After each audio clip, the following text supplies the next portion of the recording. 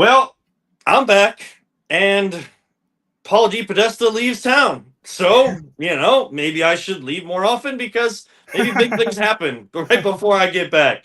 This is the voice of the land, of course, partnered with LPV Productions and brought to you by the great people at Greeny Sports Cards. Get the latest on them and all of their shows, greenysportscards.com. And I know that we'll have more stuff with them as we go forward, but greenysportscards.com is where you can get all the information on them and make sure to follow them on social media as they are live every single Tuesday at 7 p.m. And then they do go live at other times with some other eBay bidding elements. Before we get into Paul D. Podesta, the Browns crap through the first half of the year, Cavs and high school stuff, as we will here tonight. I know, Ryan, you said you wanted to start at a certain place here tonight. Yeah. I just wanted to talk about the awful news regarding Cowboys defensive end Marshawn Kneeland. It was reported today that he had passed away, unfortunately, from a self-inflicted wound. I won't get into the situation too much, but I just wanted to say that, mental health is a real thing, and that you have to take care of yourself just as much as your physical health. They're symbiotic. They go hand by hand or hand in hand. I've been very open in the past about my mental health struggles. I used to be a police officer in my hometown, and I resigned due to mental health issues.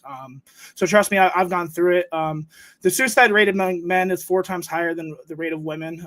There's a false narrative right now that, a masculinity, if you will, that it's weak to talk about your issues, about your feelings. Many men are told to bottle up their emotions, hold them in, never let them out because, it shows weakness. It doesn't matter who you are. Mental health can affect anyone and everyone. You could literally score a defensive touchdown on primetime Monday Night Football for the Cowboys, and then, just a few days later, it could be over. I ask our listeners to reach out to your friends, reach out to your loved ones, say hello to a stranger, wish them a good day. You never know who is going to have, mental health issues and be affected by this. If you are struggling, as I was, for many years, please reach out to someone that you trust. For me, that was my wife. Before I told her that I was struggling, she would have had no idea about the state of my mental health. Screw the masculinity. Please talk to someone, reach out to someone. Literally, it saved my life. Prayers up to Marshawn Kneeland and his loved ones. Gone way too soon. It's just really sad. Sorry for the dark parade before we start the show. I just really strongly, feel about this issue when I talk about it. So I wouldn't call it a dark parade. I would call it a necessary parade. Right. I don't know how much I've talked about on here, but I've also gone through the same thing. While I was working to get into this industry and looking for stable work, I left a couple jobs, retail and another job, I won't give names or whatever, but Sure. because of mental health. And, it wasn't until I found this that I was more set on what I wanted and what I was happy with at work. But, my wife kind of knew that I was struggling Yeah. before I even before I was even realizing I needed to admit that I had a problem, and I go to therapy on a regular basis, and I think that that's important, just For to sure. talk to other people, and I still struggle to let everything out because those stigmas are out there, and just this thing where it's like, yeah, you want to be strong for everybody else, and you're raised, especially with my family, my parents are kind of an older generation than a lot of the parents of my friends of my generation, so definitely raised on the fact that you got to be, you got to mature quickly. You got to handle your business, and these like antiquated things. They probably say like man is the breadwinner. Those types of things like that. That's stuff that's been out the window and should have been out the window for a long time. But Right. still, just how you're supposed to take care of others, and never really talked about taking care of yourself. And that's something that I've had to cope with and deal with, and it's something that's always working. And just hearing that news this Yeah. morning was tough. And then seeing the police report, I was kind of hoping that there wasn't information today. Yeah. Just hearing that he lost his life is bad enough, but then Sure. but the police report, they put it out, and we know that it was in more self-inflicted. So please reach out to those that you love. Please reach out to the ones that people that you can count on. If someone you haven't called in a while, you can call them up and they're like, "Why are you calling me?" Like, just tell them, I just want to talk. And if they're willing to talk to you, that's someone that you can still count on for sure. Do want to also Yeah. send prayers to Eric Spoelstra, Sure. the Miami Heat head coach in the NBA, and his family. They did deal with it, and they lost basically their whole house to a house fire this morning. It looks like everybody did get out, and there were no injuries reported, but still, you see these figures on TV and in professional sports, and Eric Spoelstra always looks so like stoic and in control and all those types of things. But there were videos out there, and I tried not to watch too many of them because those are like moments that I know that they don't want to have to relive, and now it's on recording and anything like that. But you could just see him reacting like any other human being, and it just proves we say it all the time, Ryan. Like there's slaps in the face from reality to us. I always close the show by saying, don't let anyone ever tell you it's just a game. And in the grand scheme of things, like I understand sports are kind of like just a game, but in my experience, like that phrase came up because I was told that what I wanted to do in doing this type of thing, I told I wasn't capable of doing it.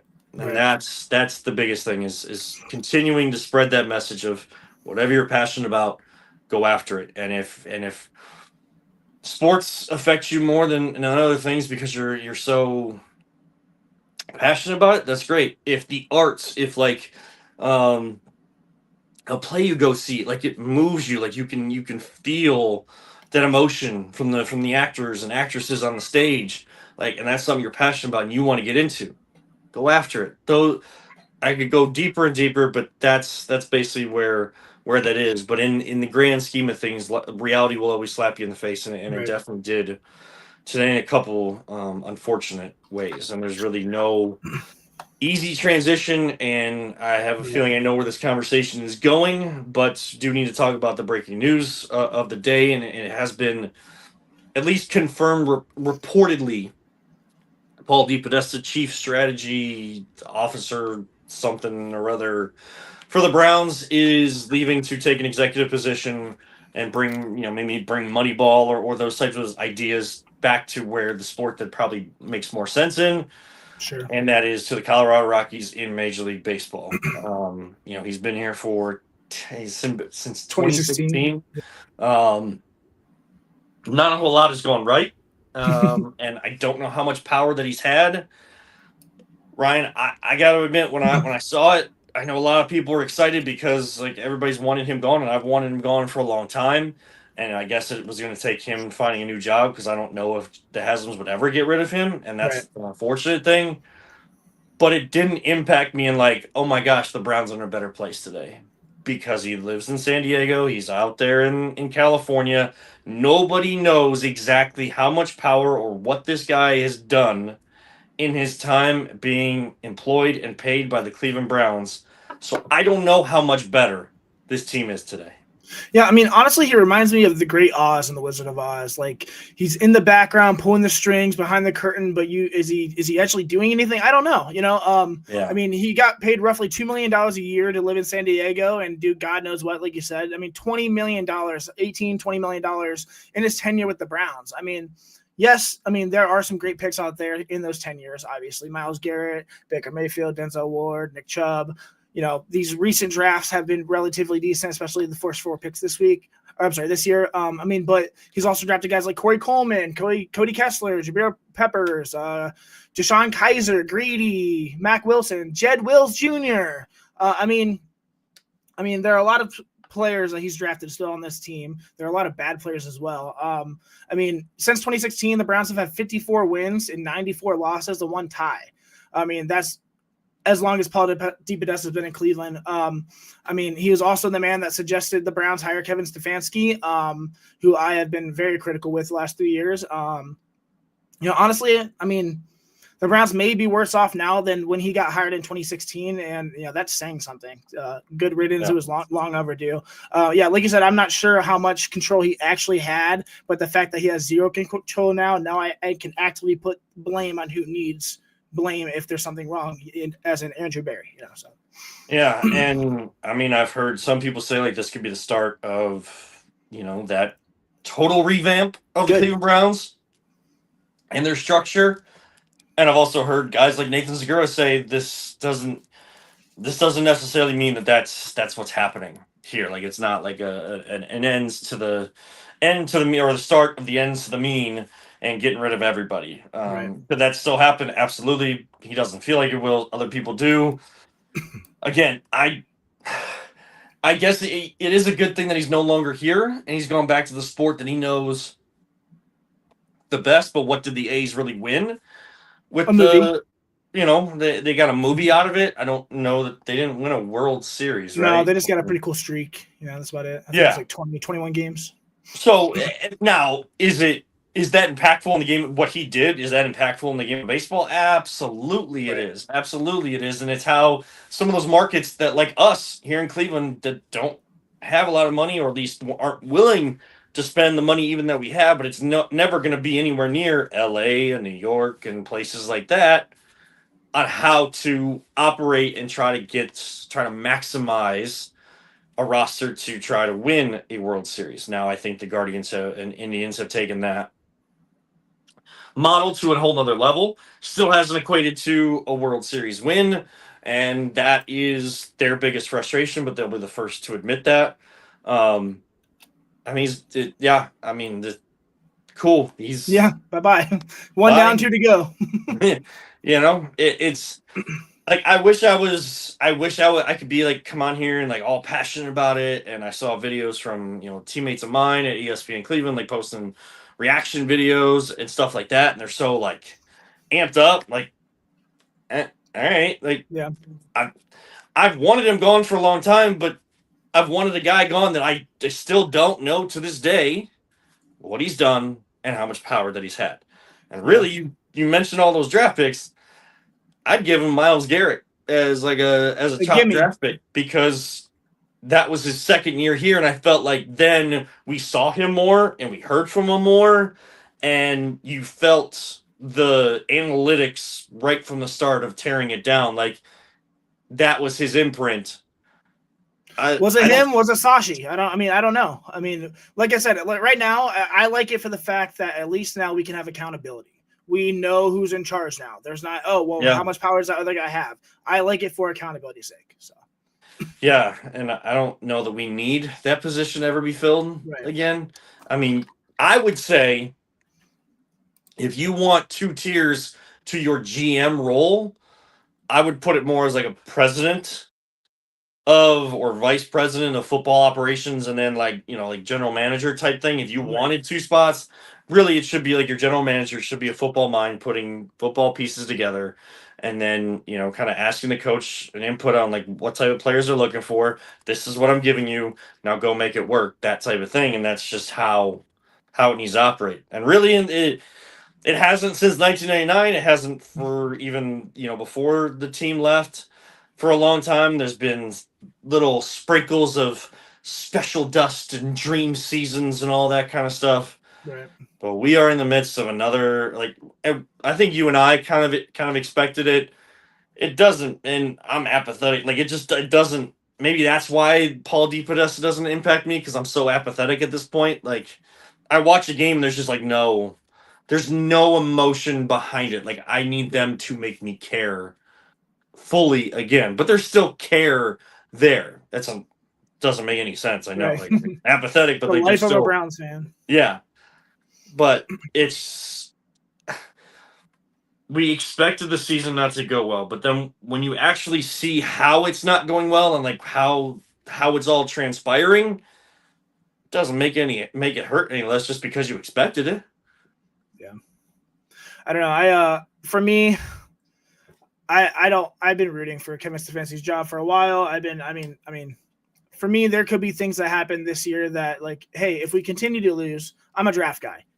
Obviously, that's just going to make me more excited for the draft, which sucks because that's the only thing we talked about this forever. Only thing we can look forward to at Cleveland is basically the draft, for professional football. But we'll see what happens this week. We play the Jets, who just traded away their whole team. What'd you make of that, by the way? I think that it was the right move, personally. I think that Andrew Berry should have relatively done the same thing. And that fact that he didn't, I don't really care about dead cap. I do not care. the fact of the matter is Myles Garrett's holding us hostage right now. I mean, I love Myles, of course, 5 sacks last game. But nonetheless, he has proven that, you can have 5 sacks and we can still lose by 19 points. So what is he affecting? I mean, the rumors coming out from Charles Robinson from Yahoo Sports talking about, Howie Roseman is ready to offer 3 first-round picks for Myles Garrett. I don't care about the cap at the cap hit at that point or the dead cap money. I would be making that trade. I would have traded him. I would have traded away Jerome Ford. I would have traded. I mean, maybe even guys like Wyatt Teller and Ethan Pochik just to see what we have in. Luke Whippler and Zach Zinter. They're all our entire offensive line, especially the interior, are unrestricted free agents next year. Like, we should have made trades. We should not have been buyers like this. David Njoku should have gone to the Packers. The Packers are interested. It's cool that he's all hyped and excited that, he wants to be here forever and but honestly, like, is that best for my football team? I don't know. Like, Harold Fannin Jr. is leading the team in receptions, in yards, tied in touchdowns. Like, I don't know. I would have traded away every single asset. I think the Jets, they clearly are punting on the year, maybe even next year, but they have 3 first-round picks next year, 2 in 2027, 2 in 2028. 2027, they're going to get Jeremiah Smith with those 2 first-round picks. This is stupid. Like, the Browns should have done this. I don't know. That's what I think about it. Wow. Sorry. Garrett Wilson and Jeremiah Smith together. Yeah. Yeah, I don't want to think about that. But look, I don't take any credit away from Harold Fannin, like how good that he is shown, but him being a leading receiver on the team, that's bad. It's a problem, and that's not anything against him. It's he's the one that's setting up 3 to 5 yards down the field, and then he can take the ball pretty far down the field. He's tough. Has he caught some longer passes? Absolutely, but we have regressed football, at least in Cleveland, to a yard in a cloud of dust era of football, and it's not fun to watch. Like I sit there with no emotion. Like it would be, but I'm also sick of the people that say, like, oh, I want like an offense like the Bengals, and like even though they're still losing, at least it'd be fun. I'm done with like the moral victories, man. Right.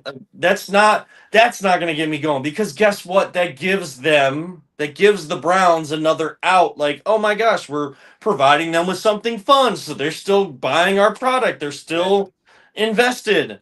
Like, there is no ever like message sent. I don't know how you do. I don't actually know how you do that, but it's just every little thing that they do somehow becomes like the biggest thing that they do, and it's like the best thing that they do, and especially in the off season, like I already know it's going to be 9 months of people saying, oh well, they added this player, this is, oh my gosh, did you ever see like how this player played? I think they're going to really open up here in Cleveland. Like, it's not going to matter until there is more accountability, there is an actual culture, and there is a care to build football the right way.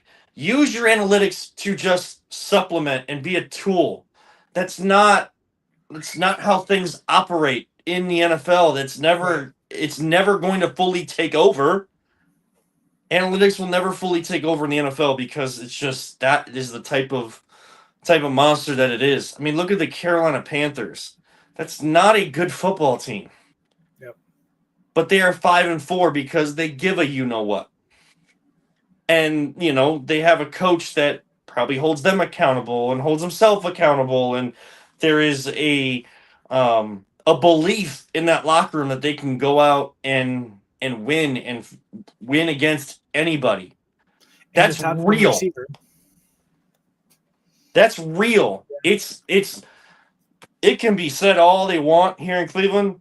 There ain't none of that. It would be, if you quantified it, it would be in the negatives on level of confidence to go out there and belief to go out there and win games right now. There's none in that locker room right now. Yeah, I don't know. I've said it. I warned everyone this is going to be a dead season. I mean, next year is going to be even worse, guys. So just get ready. I mean, it's it's a dark day for Browns fans. It's going to be dark for a while. I think that by 2028 we might be able to be competitive, but I mean, under Andrew Berry, I'm pretty unsure. So, I mean, it's not dark for Ohio State fans, though. yeah, I mean, that's true. Maybe if we mix the Browns defense and the Bengals offense, put those together and just kick everyone else off the team, maybe we'd have a competent team. That's insane. Ohio just doesn't have good professional football right now. It's crazy. No. And again, like, I don't think if you're a real fan down there in Cincinnati, you're not taking solace in the fact that you're scoring all these points and your defense can't stop anybody. Right. And then the Cowboys think that Logan Wilson's going to help their terrible defense. Like, I like Logan Wilson, but yeah. Like taking a piece off of that team, like the only piece I would take off that team is Trey Hendrickson. Sure. But hey, to each their own, and the Brown family is cheap, and the Browns, the actual Cleveland Browns, don't know what the word football actually means. They do know what it means in the European style because they have success with their MLS team. Yeah. Outside of that, they don't have much success right now with the. I don't know if they were they in the ownership group with the Bucks when they won. They might have been. I think they were, yeah. Yeah. So, basketball, European football doesn't help us at all, though. Nope. And this is supposed to be their number one business, but Ohio State is. They still remain number one in the country. I was as a fan, I was kind of like half rooting for them for the college football playoff committee to piss them off and drop them down in the rankings. Like, of course they would come out and say like the right things and like, hey, like it doesn't matter until the end. Like you got to go play these games. You got to, if we lose this weekend, then we're not going to be in the rank. Like those types of things. Inwardly, they would be using that as motivation. I don't know. I love what. I love what I'm seeing from this team. I know people love Indiana, and yeah, they're playing great football. Right.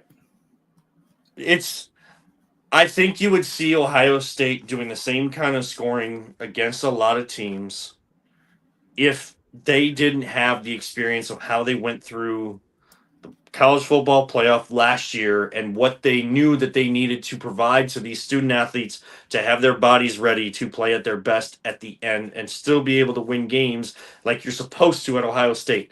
They're not trying to blow teams out. They just do what they need to do. They get the win. It's not like they're only winning by a score either. Like they're not looking for style points, right. But they are covering spreads. I don't bet, but I at least understand what a spread means and like the impact of it. And they're doing what they need to win. And, you see a little bit more every single week. And I have a feeling either this week or next week might be a time where they start, like, it really starts to open up. I know Ryan Day told the media today or yesterday saying, we have been diligent about our offense and being slow paced, Ryan. But, when we need to, we'll be able to ramp it up. Yeah, I mean, it's absolutely necessary the way that they're going about it as well. This is smart. This is what a championship level team does. This is what happens when you're planning on going more than 10 games. You're planning on going deep in the playoffs. You're planning on winning back-to-back national championships. I mean, you don't need to blow out Penn State. You don't need to blow out Purdue. You need to go out there, have a serviceable win, get good reps for your quarterback who's young, who honestly, if his name was Arch Manning right now with the same stats, he would probably be leading the high. It should be shut down right now. I mean, the odds do say that he is the favorite, sure. But he would be far and away if he wasn't, Julian Sand from Ohio State. Right. I mean, this team is playing on another level. They have talent in every single position. I mean, honestly, like I've been talking about Arvell Reese for since the offseason. He might be even the second best player on this team right now over Caleb Downs, which is insane because Caleb Downs is also generational. I just think Arvell Reese is as well. This team is really, really good. They don't need to go out there. They don't need to be flashy. They don't need to get guys hurt. They go out there, get up by some points, get your guys some reps, get in the young guys, get them reps, get them playing because they're going to also be important because injuries will happen eventually. Injuries will happen when you're going to play 16, 17 games, try to go to the national championship. So I have no qualms about this. I think it's smart. I could care less if they go in as the 7th seed, the 12th seed, because they're doing it the right way. They're going to be hopefully healthy, because of the way they're going about it, and they're going to kick teams' butts just like they did last year. The SEC is overrated. Big Ten is here, and Ohio State leads them still, baby. I'm not worried at all. Yeah, and I'm not.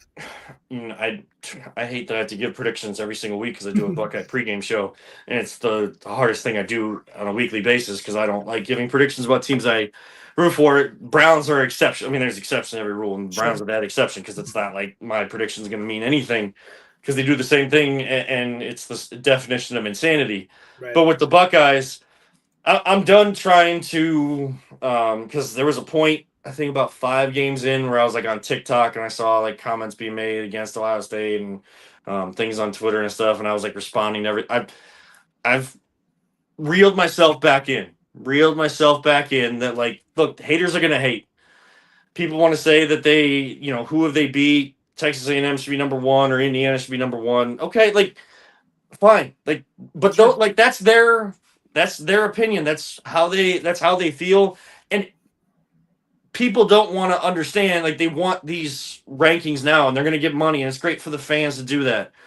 Ohio State's taking the right approach, like Ryan Day saying, and I believe him. It's not just coach speak to me because I see results on the field. That's the difference between them and the Browns. Like Cavs and Browns, Guardians and Browns. Like when they talk, I believe them more when I've actually seen the product do right on the field or on the court, wherever it might be. Right. So I love when Ryan Day says, like, I'm not watching this stuff. I'll need to know like who our opponent is, like when we get to that point. But in reality, everything is going to work itself out. The results of these games are going to work themselves out, and that's what's going to lead to whoever ends up being in the top spot, the top four who get the bye weeks, Right. and who's the rest of the 5 through 12 that have to play in the first round. All of that will be figured out. I'm just trying to enjoy the ride, enjoy the process. I know in like 3 weeks that may not be the case because then like the question marks that we all knew were coming this year will come out and not just be in the back of our minds as they face that team up north. Right. But just all they can do is play who's in front of them, and you can complain about maybe the AD or like the commitments between these schools. Like okay, like we're committed to playing this as our non-conference, and then based on the Big Ten, like they're dictating we play like this set of teams and this way, and then we got to rotate through them all because we got so many teams now. All you can do is just play who's in front of you, get the job done, and then cross the next bridge when you get to it. Right. And it's not like Ohio State, it's their fault that Texas is a cupcake this year. It's not. It's not their fault that Arch Manning has And been they're number overrated. 11, aren't they? It's insane. Yeah, exactly. But I mean, they were the preseason number one team in the country. They came in and Ohio State won, and then obviously their resume has not been as great so far this year, but they're still almost a top 10 team. I mean, Ohio, like you said, they can only play their schedule. It's not like they're scheduling cupcakes. They're not scheduling Mercer. They're not scheduling these other tiny teams. They're scheduling Texas for a game and game, home and away for against a top team that happens to be not an SEC team. I don't have any problems with it. Like I said, I mean, I could care less as long as they make. Like I said, as long as they make one of those top 12 spots, that's all I care about. Just get to the top 12 spots as healthy as possible. So. And over the next couple of weeks, when we're playing Power 4 schools, no matter how good or bad you think that they are, the SEC will be playing teams like Mercer, schools like Mercer and other things like that, because before they get into their rivalry week, when you got Alabama and Auburn and whoever else it is in that final week, like that week that means the most to get to the SEC championship game, those weeks are coming. When you had those in weeks 2 and 3, you get those in weeks 11 and 12 out of a 13 game season. Like that's just how it is. You can call UCLA and Rutgers cupcakes for the Buckeyes, but it's still schools in the Power 4. It's not our fault they can't operate in the Power 4 like they're supposed to. Right. But they should be favored against a team like Mercer. So if they're that's just is it frustrating? Sure, but we're just taking it one thing at a time, and I love the unselfishness of this team. I mean, Jeremiah Smith, Julian saying like they posted their teammates Heisman candidacy graphic from Ohio State football on their Instagrams, but they didn't post their own. Jeremiah Smith loves talking about Carnell Tate and how great he is. That there is an unselfishness and a buy-in that I think has settled in a little bit more now that Ryan Day at least got the national championship monkey off his back. And there's one little monkey he needs to relinquish this year. And really the year that you should do it, even though that is a tough place to play and you're on the road. Um, you know, find a way to get the job done. I don't care how tight or wide the score is in that game. Get the job done. Yeah, That's I don't know. really It's sad that the game has been somewhat desensitized, in my opinion. I mean, now that yeah. we've seen that we can lose to them and then rally back and win the national championship. I mean, yeah, obviously the rivalry is still there. The rivalry is always going to be there. Ohio State tradition and Michigan tradition will ensure that. But to me, logically, yes, I want to beat Michigan. I hate Michigan. I can't even stand Michigan fans. But like honestly, like if we're even say their undefeated going name. up, if we're up, undefeated and go against them in the last game of the season, like, I mean, the game doesn't mean that much. It sucks. It means it only means it's the greatest rivalry in sports. Don't get me wrong, but it has been so desensitized now. I mean, I don't hate the playoffs. I actually think they should extend them even more. But like, that's just a harsh reality. I mean, we can lose to that team and still be just fine. Obviously, there's a moral standard, a moral high ground where like clearly you don't want to do that. I mean, you have pride, but I mean, to me, like knowing that we'll be just okay if it happens kind of sucks. I don't know. Yeah, it does, but I think we'll feel the brunt of the desensitization once Ohio State actually wins that game again. Sure. Because like once they get that off their back, now it becomes we can yeah, you won 4 in a row, but we just proved we can beat you too. So like I don't know. I'm gonna go back a lot still. I'm gonna talk a lot of crap still. I don't know. No, I'm not saying like I'm just saying like if they were to win that game, I'm not I can't will I predict them to win probably on the show? Absolutely, because I can't put that school ever in, as number one, but or winning that game. But in reality, I understand, like I can't believe that they're going to win that game until they actually win it. Like I have to see that. They can tell me all they want, but that's one of those moments where it's like, don't talk about it, be about it. Like go out there and actually do it. And I won't believe it till I see it. I'm just saying, because unfortunately we have to look ahead. They can't, but we can, and we have to. If Ohio State were to win that game, or whenever they do again, I feel like that, like what you're talking about, we're going to feel that start to really settle in more on the surface, because you get a sense that they still want to win it, but around that game, everyone on the outside, you feel that pullback from that being the top rivalry.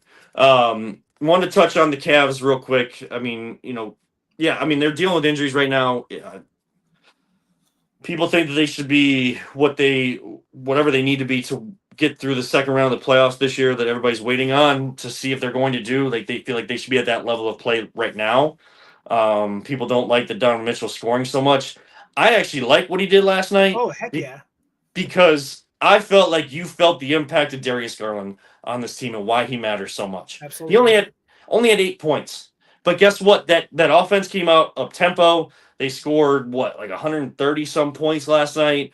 Like that's the team that you expect. You want to see them better on the defensive end? Yeah. But when you got guys in and out, the communication, like you still have to reset that every single season. You still have to talk about that every single season. All right. So a little bit of news that came down just like 30 minutes ago. Ex-NFL star Antonio Brown, according to ESPN, or the Associated Press at least, arrested on attempted murder charge. Oh, wow. He was extradited from Dubai. He was he was hiding out in Dubai and was extradited. That comes courtesy of my wife, who had that on her phone. So I'm not going to read the whole article right now, but yeah, he was in Dubai, extradited, and now arrested.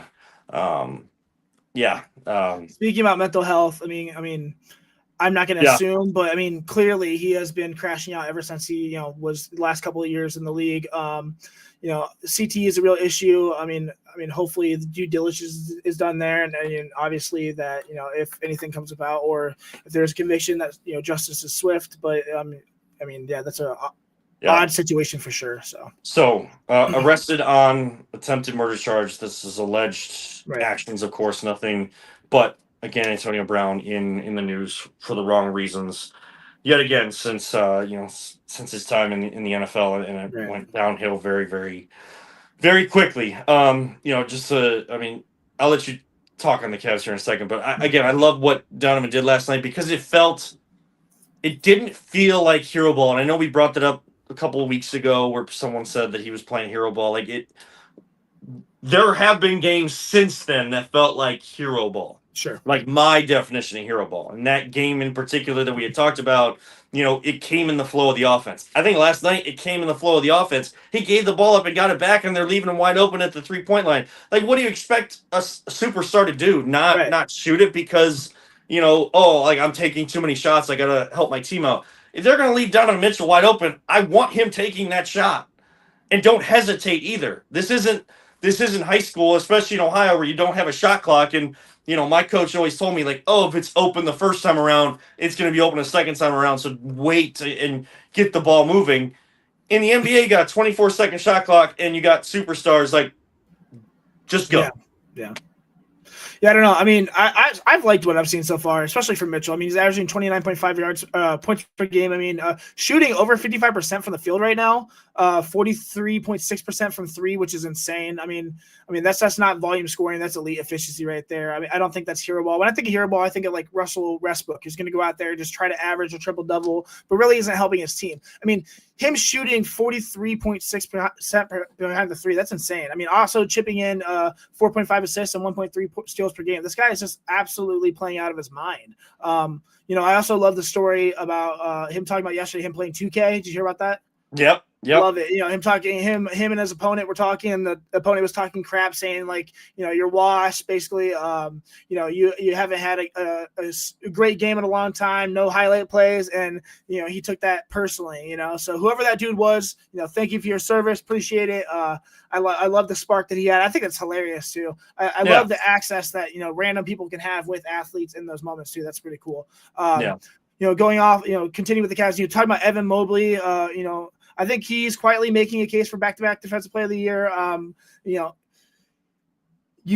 It's hard for him because it feels like it's either, it's not very natural for him. I don't think it's very forced if he's going to be the guy or not. I don't know if he'll ever be that unicorn. I do like, averaging 19.3 points per game, still having almost 9 boards. He went 12 for 12 in the free throw line against Milwaukee a couple of days ago.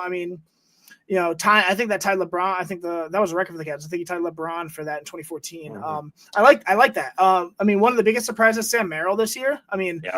Absolute sharpshooter. Averaging 17 points per game, over 50% shooting, a ridiculous 51.4 from deep, which is crazy. He's become a floor spacing weapon off the bench, and he's been starting recently, which is awesome too. And forcing defenses to stretch thin, which I really, really like. And I was skeptical with him at first. I thought maybe we should have signed Ty Jerome. I didn't know. I'm absolutely ecstatic that we have this dude on our team. He looks like exactly what the team needs. DeAndre Hunter looks really good. His versatility has been critical. Lonzo Ball, I do love. Yes, I do think that his points, he's only averaging 5.4 points a game right now, but his assists are incredible. He's 5.8. He's leading the team in assists. He's got some dime passes, man. He looks really, really good passing that ball. The shot isn't there, 30% from the field, but hopefully that will go up with time. People forget that he's been out for a long time with injuries as well. Yeah. Jalen Tyson looks really, really good, especially for, it's nice that we draft someone 20th overall and he's going to contribute. He looks really good. Mm-hmm. He looks like a piece that, is going to have significant minutes, maybe not significant, but off the bench, he's a great player. I'm just really, really excited about this. I don't know. The Cavs are 5-3. Yeah. They look really good to me. I don't know. Here's the thing as guys come back from injury and they're starting to become more healthy, guys are going back to their traditional roles. Like at the beginning of the year, people weren't in their traditional roles, their traditional spots. Coming off the bench, Jalen Tyson is still in that starting lineup just because they want to get Sam Merrill more used to his bench role now than waiting too long. So like you're holding that DeAndre Hunter spot with somebody else instead of bringing in, Sam Merrill's been there for a while. So, Hunter was out with an illness. He'll probably be back either tomorrow night or Saturday when they play the Bulls, who are absolutely surprising everybody on how great they've started. I feel like Lonzo Ball's offensive game is going to come to him. For I mean, sure. he can pass with the best of them. He defends. Having that length, I think, helps. Yes, would you want a little bit more points from him to feel better about Ty Jerome not being here? I don't even know if Ty Jerome's playing yet because I know he was hurt to begin the year as well. So I like what they did. I think the biggest question marks are going to be, will we see a development of Evan Mobley? I know everybody wants to see it like right now. Like they want to see. I think he's trying to force it because he's hearing that instead of, as the year goes, if he starts to really open up, become more confident, become more physical down there, and maybe the offense starts transitioning to running through him more than Donovan Mitchell. Like that's how it should happen. It shouldn't be forced like now, like, oh my gosh, bring up the ball every time. Just try to dribble to the hole. I think that, I think by being that guy that brings the ball up right now, I think that's putting him in more of a finesse mindset. So he's not driving to the hole with as much force and veracity. And so I want to see more there. I know Jared Allen's gonna be the scapegoat for everybody. Oh my gosh, like, oh yeah, he had 24 and 10 last night, but he can't do that when the lights are bright. Like, just if you can't enjoy the games, then don't watch until we get to the second round of the playoffs. Like until the point that everybody wants us. Like, what's really annoying me right now is that everybody said the regular season didn't matter, and they still try to say that, and yet they also say at the same time, boy, this team sucks. They're not playing well. They're never going to make it out of the playoffs. Second round of the playoffs. You're in the first round playing this. It's November 6th. Right. They've played eight games. Yeah. 8 games. They'll play 10 by Saturday. Like you're just at the 10 game mark this Saturday, and you still have several months left. Yeah, only 10% of the game or seasons have been played so far. Not nearly anything. So. Great. We went 15-0 last year. We weren't going to do that again. We don't need to do that again. They need to play their best basketball at the end, going into the playoffs and in the playoffs, and they need to have that dog mentality. Can some of them actually bring that out of themselves? Do they even have it? That is a legitimate question mark. Is there a legitimate question mark about Jared Allen and having a dog in him? Absolutely. But let the season play, and let Kenny Atkinson and this coaching staff figure out what adjustment with the personnel that they have, and if they decide to make a trade, which is very difficult to do in a second apron team. I want people to understand that now. Everybody's going to want this guy and that guy at the trade deadline. Not going to be very possible, but how can you use the pieces that are here and maybe move them around, and will guys be willing to sacrifice their position in the team and in the depth chart to maybe move things around and make things flow even better? Let's see how it plays out. It's so overblown on talking about that. You wanted to bring up a high school player, I believe, as we talk about that. They are in week 12, week 2 of the high school football playoffs here in the state of Ohio. Regional quarterfinals this week. And Ryan, it's kind of interesting. We're going to see what these bye weeks, for the first time ever in Ohio, what they did to some of these top teams, and see if teams that played last week can make a game of it against some of the teams that you just expect to make a run to the state playoffs, because this is the first time we've had the bye week. So we'll see how that transpires tomorrow night. Yeah, it'll be interesting. I actually didn't even hear that there were bye weeks implemented in Ohio, so that's really cool. Logically, you think that those teams will have rest and have film and be prepared. Coming off a regular week or a shorter time to be healed for the other teams might be a disadvantage, but you never know. Some teams come out after a bye week and drag their feet, so it'll be, like you said, very interesting. So so real quick before you get into your player, the context of it is they dropped it from 16 teams in each region to 12 teams. So then the top 4 seeds in each region got a bye week going into this week. For teams like Kirtland, it probably helps because they haven't had their quarterback, the coach's son, Jake Laverty, for the last several weeks, and reports are that he's expected to play. A couple other teams are looking to get some injured players back. Hoban is on their 4th string quarterback right now. That's crazy. And it's a guy. Why is Peyton Cook? I think his name is, or something like that. He's a Louisville commit as a wide receiver, but he grew up playing quarterback and went to Hoban starting to play quarterback, but the starter was hurt, and then the backup and the 3rd string got hurt in other ways. and maybe they were playing other positions for them, but they got hurt as well, so they had to bring him back to the quarterback position. He got them through and helped them beat Eds. Wow. But they're hoping that their main quarterback comes back this week. So bye week can help with the injuries. What will the rust look like? I think that'll be a big question teams will answer tomorrow night. Yeah, that's it's definitely gonna be fun. I don't know. There's a lot of good football left in high school football for Ohio for the next couple of weeks. So. I would love to get out to a game, that's for sure. Yeah, definitely. I haven't been to a high school game in so long. That atmosphere is just It's the best. There's nothing like it, man. There's nothing like it. Yeah, Friday Night Lights, the weather, the actual school spirit. I don't know.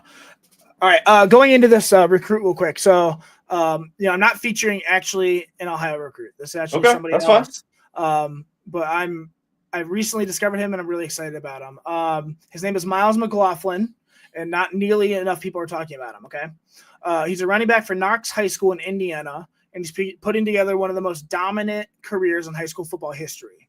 The Indiana running back, he's already shattered the state rushing record with 11,006 career yards, and he's averaging a whopping 364.8 yards per game this season with 61 touchdowns and 363 carries. That's 11.1 yards per carry. Okay? Yeah. Dude, insane. But the real headline, McLaughlin is within striking distance now of Derrick Henry's national record of 12,124 career rushing yards, set in 2012, obviously. If Knox, who is currently 11-0 and fourth in the playoffs right now, reach the state finals, McLaughlin could break Derrick Henry's record on the biggest stage of all in the state championship. He needs 1,118 more yards to tie Derrick Henry's record. And I know you think that's a lot, but like I said, he's averaging 364 yards a game. I don't know. I really think this dude is really good and something special. As long as he averages just as average per game, 364 yards per game, he would break Derrick Henry's record if they go to the state championship by 341 yards. Craziest thing about him, he has 0 offers. What? 0 offers, Kevin. He's 5'11", 190 with 0 offers with 11,000 yards in his career. So what don't people like? I don't know. He is the biggest diamond in the rough I've ever seen. I tweeted about him yesterday a little bit. Because they don't see him catch the ball in the backfield or have to block and pass because he's the one they're basically their whole offense. Like, dude, I would still think that would get you some offers. Like in Ohio, you would at least get MAC offers. He has 136 total touchdowns. He had 1,500 yards his freshman year, 2,500 his sophomore year, 2,800 his junior year, and he's over 4,000 yards this year and has 0 offers, not even from a MAC school. So I don't know, man. I like I said, I think this dude is the biggest diamond in the rough I've ever seen. I did, after looking up and discovering him, I saw that Kate Adams was talking about to Derrick Henry about it, and he allegedly has heard about it, and he's actually excited that he hopes that he does break the record. He said records are meant to be broken, so I think that's really cool. But I mean, obviously, I think he'll be on the radar here soon, as long as they continue to be in the playoffs to go a little farther. But criminally, this guy is not talked about enough. So I wanted to.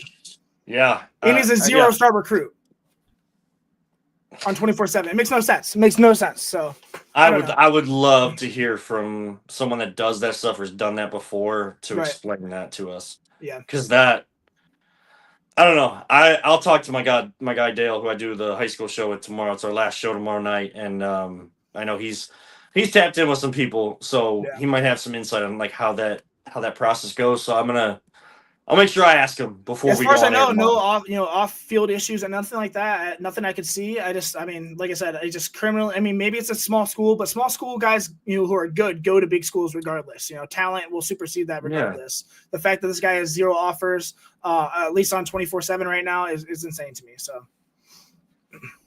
Yeah. Oh my gosh, Miles McLaughlin. Kudos to you, man. Kudos to you. He's a beast. He's a menace. It's hard to take down. 11.1 yards per carry, but he's a beast at running through tackles and just scoring touchdowns. He's basically their quarterback running back, but I mean all-purpose yards over 11,000 career and over 4,000 rushing yards this season. Insane. So.